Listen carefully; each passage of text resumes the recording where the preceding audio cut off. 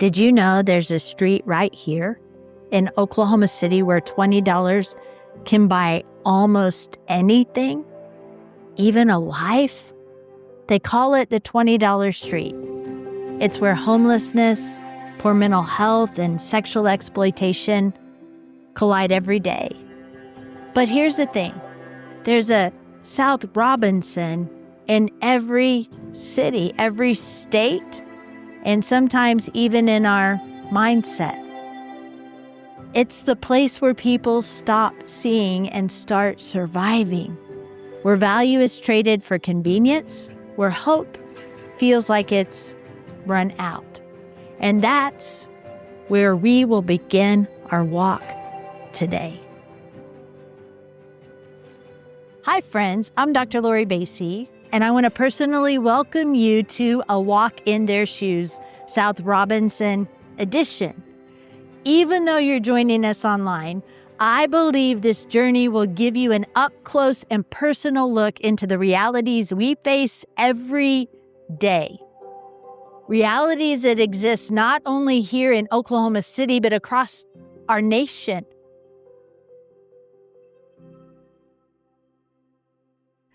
Right now in America, more than 650,000 people are experiencing homelessness. Here in Oklahoma City, around 1,800 individuals sleep in shelters, vehicles, motels, or tents each night.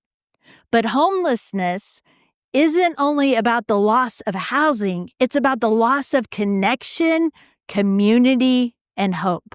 When someone is seen, really seen, something happens in the brain. Oxytocin is released. God designed oxytocin, a chemical that helps us feel safe and valued for our well-being. But when people are ignored, avoided, dehumanized, that connection never comes. Some of our homeless friends tell us that people won't even make eye contact with them. Others have had things thrown at them or have been told they don't belong. When that's your daily reality, the brain adapts for survival, not relationship. At No Boundaries International, we believe that healing begins with being seen. That's why for many years, our outreach teams have gone directly to where our homeless friends are. Tent camps, low-end motels, sidewalks, under bridges. We don't lead with programs, we lead with presence. We learn names, remember stories, we earn trust. Because restoration doesn't happen in a moment, it happens in a relationship. One day our team met a mother and her 8-year-old son living in a tent under the bridge near the railroad tracks. We'll call him Jimmy. He was smiling and playful, but his life was fragile. Tent City is no place for a child to grow up. Take a look.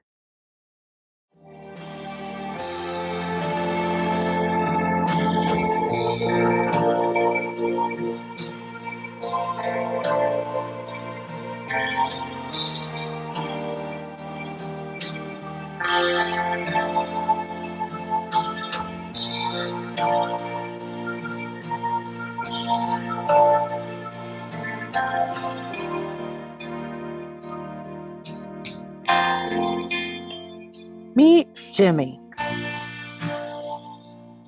Jimmy is our 8-year-old friend who is homeless, living on the streets of Oklahoma City with his mother, trying to live a normal life. Jimmy's mother has had a challenging life, escaping an abusive husband. They live in a tent camp under a bridge, living from day to day. Jimmy enjoys going to school and playing basketball and playing on the playground, just like any other child. But sometimes it's hard. So Jimmy and his mom go to the Firehouse Community Center, where they can get food and resources for the week. Jimmy's mom is working with NBI team members to get housing and more resources to make a better life for Jimmy. Partner with us to make a better life for Jimmy, his mother, and others who live in hard places, such as those in human trafficking, homelessness, poverty, and abuse.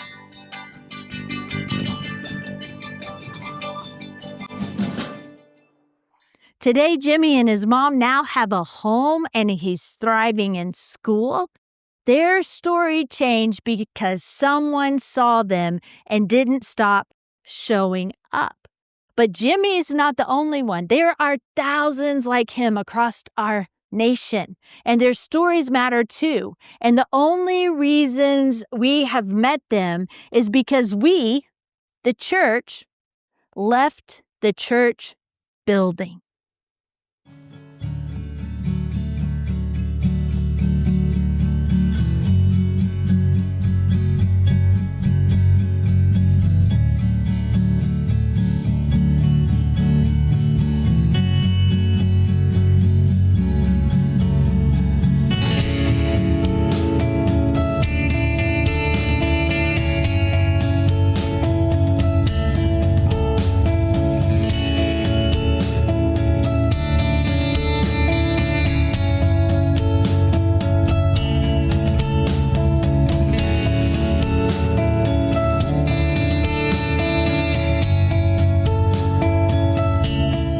They need help. They need Jesus with skin on. Someone to come alongside them. Someone to listen to them. Someone to ask them their name. Because Jesus wants them to know they are seen, they are loved, and they are heard. And that's what we do when we go out on the streets.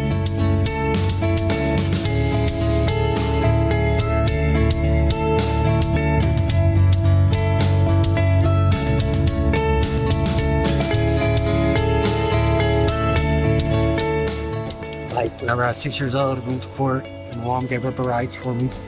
And then my dad, he was smuggling heroin from Mexico here. So he got 25 years. So then my mom had an opportunity, and she's like, the judge told her, you got 12-step program you do. Finish it, we have children back. I was like, I want the children back on the drugs, and sign the rights. She did. So that day I lost my mom really bad.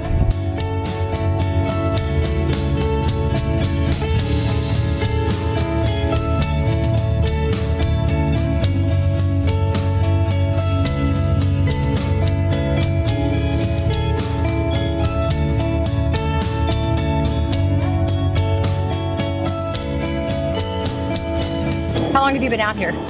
17 years. 17 years. Wow. What got you, what brought you out here? Life in general, things fell into place where I felt like I didn't belong anymore. So I just kind of came out here where I did feel like I belonged to something, and so I stayed. What would you say are some of your biggest challenges? People, they just looking for something to eat, and they really cool. Take them. Like to see. And like showering. Oh yes, definitely showering. I'll tell you right now, man, I'm not proud of this, but it's been 3 weeks since I've taken a shower.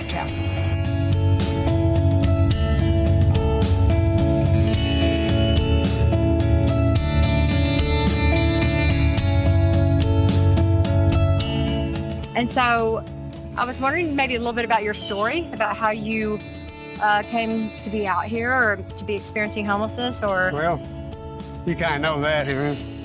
I'm chasing someone that's not worth me chasing.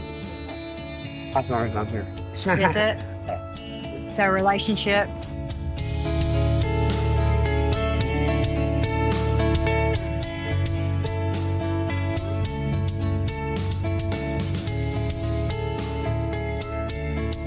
But people that really need help out here, I mean, they actually need some what do you want to say, medicine. Somebody ain't got no help to get their medication, or they ain't got no way to go get it.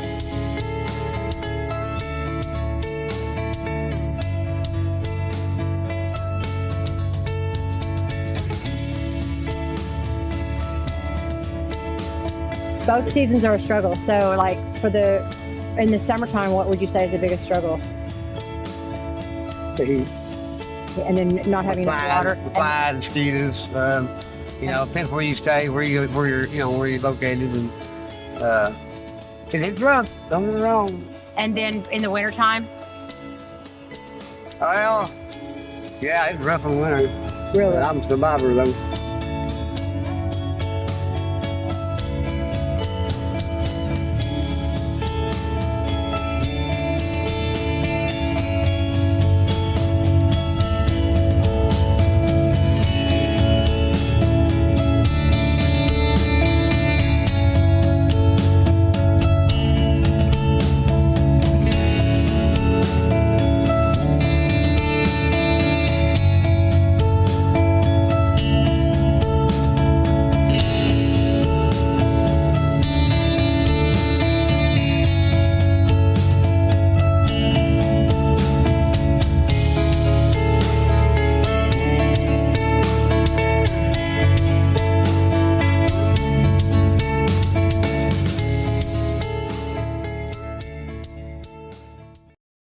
What you just saw is a heartbeat of who we are.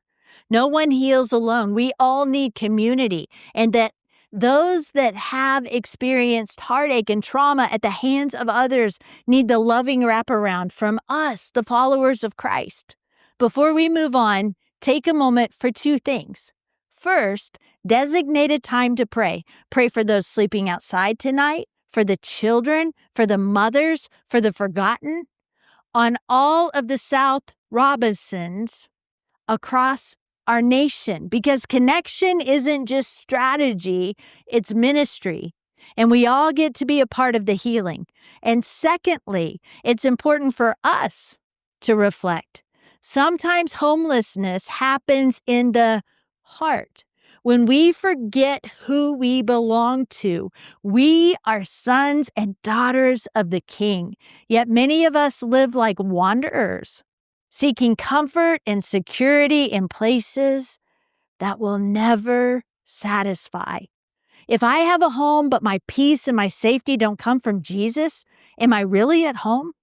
Because when our hearts drift from Him, we begin to feel what the homeless feel, disconnected, anxious, and surviving instead of living. So then home isn't just a place, it's a person. And that person is Jesus. He is our peace. And where our identity and belonging ultimately come from.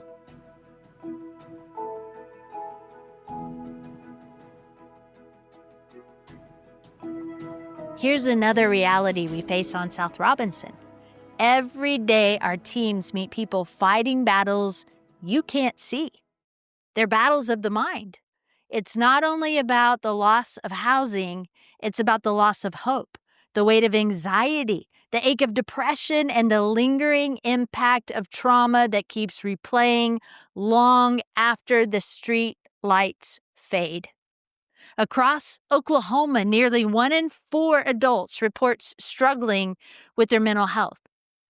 Nationwide, 1 in 5 adults live with a diagnosed mental illness. 1 in 6 youth battles anxiety, depression, or suicidal thoughts. And every 11 minutes in the United States, someone loses hope completely and takes their life. But this crisis doesn't stop here on South Robinson. It stretches across cities, suburbs, and sanctuaries. It's not just those living under bridges. It's families behind white picket fences, professionals behind office doors, and even pastors behind pulpits. Everywhere you look, people are anxious, distracted, and exhausted. We scroll through noise, numb our pain with busyness, and call it normal. We survive, but we've forgotten how to live. What you just saw on South Robinson in the homelessness videos shows what happens when presence meets pain. But the truth is, the crisis doesn't end on the streets. Homelessness is just one layer of a much bigger story, Because whether someone sleeps under a bridge or behind a gated community, the symptoms often look the same: anxiety, fear, and disconnection. We may live in houses, but many still wander internally, lost in thought patterns shaped by stress and trauma and lies that keep us from peace. It's a kind of homelessness in the mind where safety feels temporary, belonging feels uncertain, and rest seems out of reach. Now, I want to give you a short experience, something to help you feel what life can be like for those who live in constant survival mode. Just watch this clip and notice how your body responds.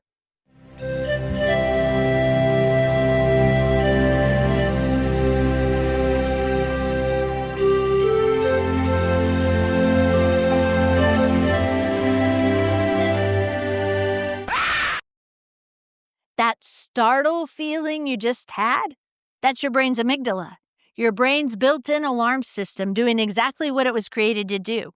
In an instant, your body released cortisol and adrenaline before you even had the time to think. Now imagine living that way every single day. That's what unhealed trauma feels like. For many, the alarm never turns off. They wake up braced for impact even when nothing is wrong. And the longer the brain stays in that state, the harder it becomes to feel safe, to think clearly, or to believe the truth. Now, take a deep breath and exhale slowly. That simple act is your brain's way of saying, I'm safe now.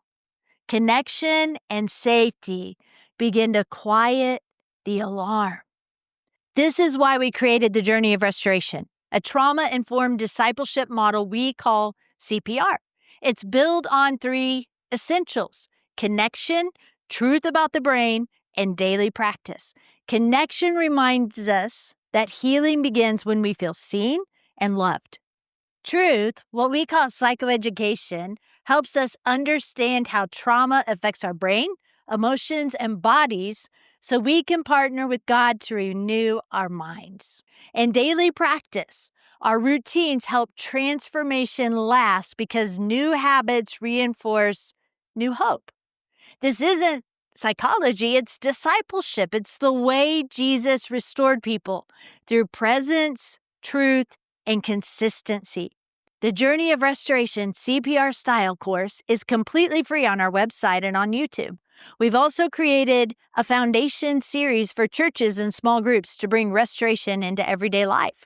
Because the church is already everywhere, trauma lives in schools, neighborhoods, refugee camps, offices, and prisons. And when believers carry hope into those places, the crisis begins to shift. Now, pause with me just for a moment. The battle for mental health isn't only for those out there. It's for all of us. What thoughts, fears, or memories keep you living in survival mode? Where have you replaced trust with control or busyness with belonging? Healing the mind begins when we stop agreeing with lies and start partnering with truth.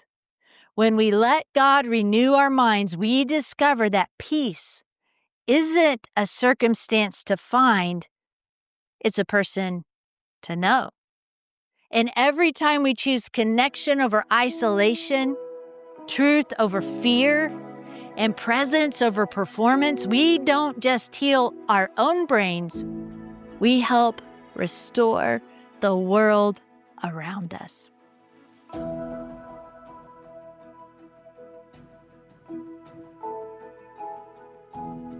By now, we've seen how trauma isolates, numbs, and distorts our sense of worth. But there's another layer of brokenness we must face, one that strikes at the deepest human need, the need to be loved and connected. It's the exploitation of intimacy.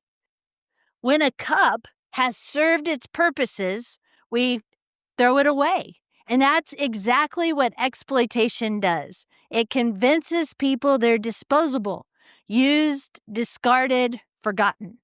Every person was created in the image of God with intrinsic value and divine design. But when that design is distorted by abuse and control, the brain begins to bond to pain instead of love. That's the neuroscience behind what we call trauma bonding. It's a chemical bond that forms when fear and affection get mixed together. It's the intermittent conditioning, a cycle of reward and punishment that tricks the brain into craving the very person who hurt you. One moment there's comfort, the next there's fear, and the brain keeps chasing that fleeting moment of being seen, even when it's unsafe. It's not love. It's survival disguised as affection. And it's the same pattern we see on the streets of South Robinson every week, where homelessness, mental health struggles, and sexual exploitations collide. Just miles from where I'm at right now is a stretch of road called the $20 Street. It's a place where women and sometimes even children are bought and sold for as little as $20. It's a place fueled by broken love, where pimps pretend to protect and violence masquerades as belonging. So we go there not to fix, not to judge, but to see. Every week, our team walks those streets, bringing small purses filled with hygiene items, snacks, and handwritten notes that say, "You're seen, you're loved, you're not forgotten." Because healing begins when a person starts to believe that real love is still possible. Let's listen to some of those voices now.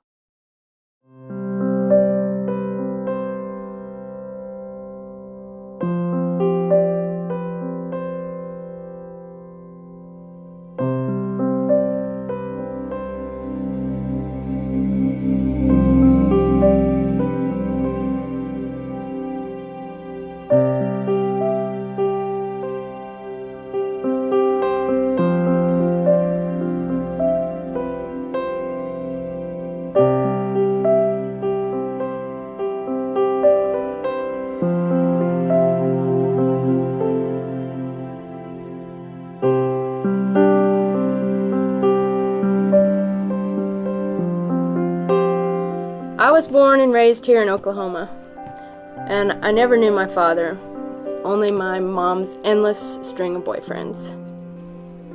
So I ran away. After a couple of days of being out on the streets, I met a guy who said he would take care of me. And he paid attention to me, and he told me that he loved me, and he told me I was special. And I believed him. He ended up taking me back to his house where all these other girls were. Then, when they finally let me out of the car, they shoved me into a house, beat me up, and then gang raped me. Afterwards, they told me I had to make some money or they'd kill me. I was really scared, but he said if I didn't do it, then I'd be all alone. I was really scared. So I believed them. I really believed they would have killed me. Next thing you know, I was addicted to coke. And I didn't know what else I was supposed to be doing, so I just always did what he said. One day, he dropped me off at the strip, and he told me to go and make $500. He said I couldn't come home unless I did that. He made me take off my panties, and he shoved me out of the car. At first, I didn't want to do it, but I knew I'd be in big trouble if I didn't. I'm not sure why I thought he wouldn't beat me up, too. I was 16, probably too young to know any better. So, after my first couple of nights, he told me I had to go to work, too, on the streets, or I wouldn't have a place to sleep or anything. So the other girls taught me how to dress, what to say and do, and then they took me out there. And even as I stood there, I knew he was around the corner watching me. He was always watching me. That first night, I made my quota. And he took all my money. Been that way for a while now, I think about 5 years. One day, out of the clear blue, my boyfriend, who loved me, sold me to his cousin. But it hasn't gotten any better. In fact, it's just the same, maybe even worse. And when I'm at work, I have to be really careful. Sometimes I get choked out, I get beaten, I get threatened, even with knives and guns. Those Johns, they're no better than the pimps. I don't know what else to do. I'm not really good for anything else. Besides, who else would have me? A few years from now, I'm sure I'll either be dead or in prison. It's really not how I thought my life would turn out.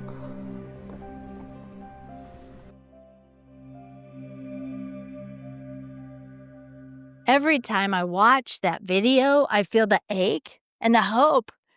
At the same time, the ache of what's been stolen and the hope of what can be restored.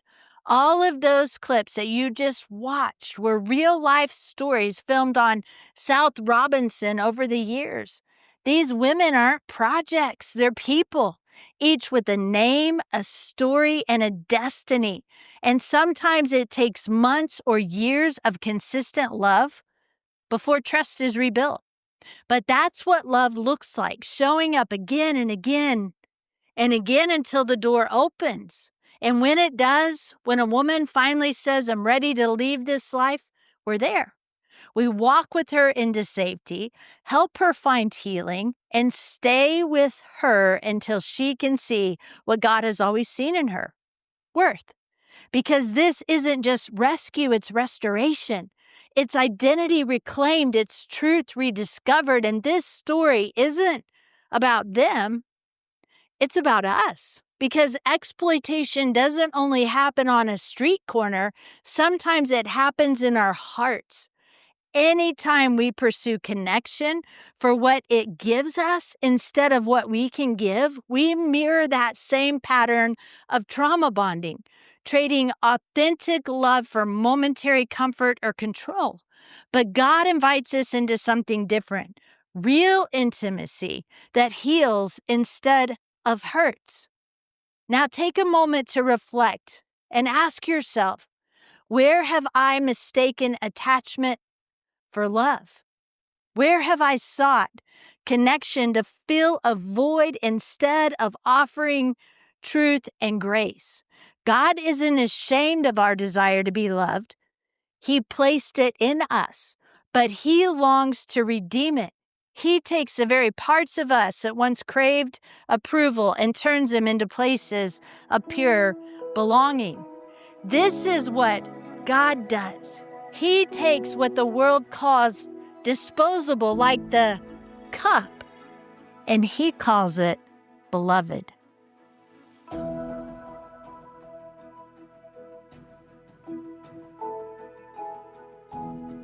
You've walked this journey with us. You've seen the pain, the courage, and the hope rising from the streets of South Robinson, the $20 street. You've seen how presence heals, how truth restores, and how love never quits.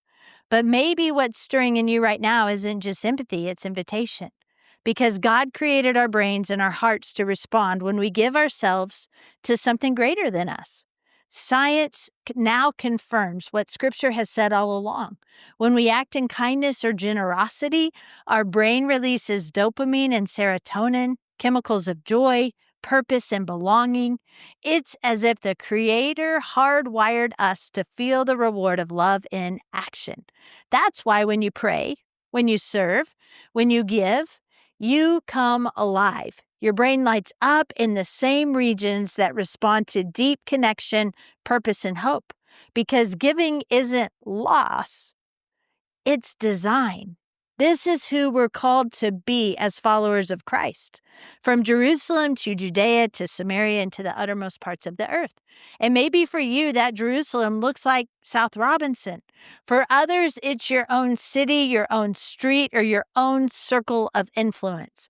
But no matter where you are, we're inviting you to join the story.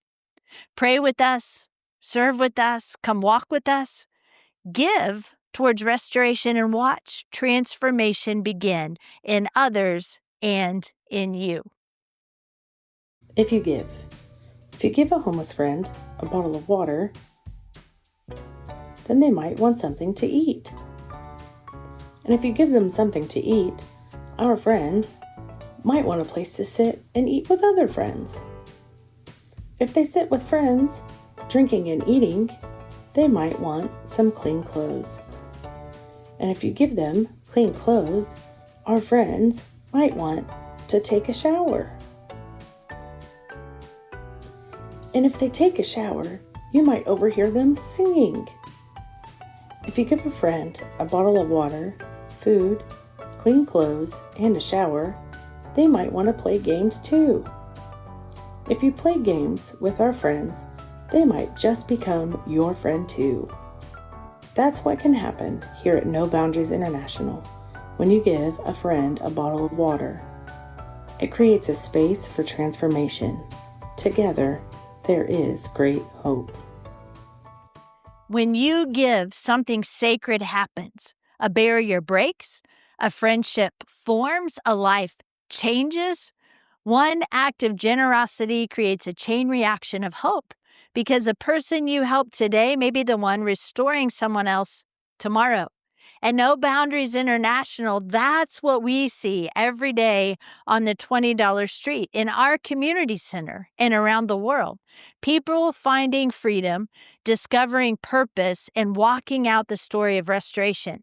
So today, I want to ask you to become a part of that story. Scan the QR code on the screen or visit our website to either give or email us and tell us what God spoke to you during this journey, how He moved your heart, or where you feel called to step in. Because when you give, you're not just helping someone else, you're joining the movement of restoration that Jesus started. Together, we're restoring hope, empowering lives, changing the world. So thank you for walking with us. Thank you for believing that God still writes beauty from brokenness. And thank you for choosing to be a part of something bigger, something eternal, something that changes lives forever. Because when you give, transformation happens one story at a time, and it starts right here with you.